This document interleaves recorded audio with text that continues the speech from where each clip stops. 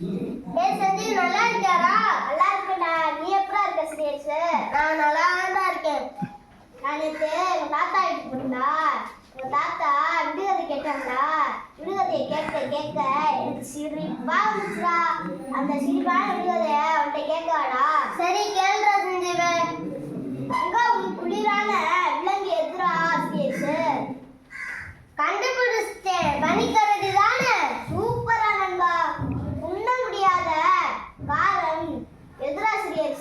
ஏய் கண்டுபிடிச்சிட்டேன், கடிகாரம் தானே. சூப்பரா. கடைசியா ஒரே கேள்விடா.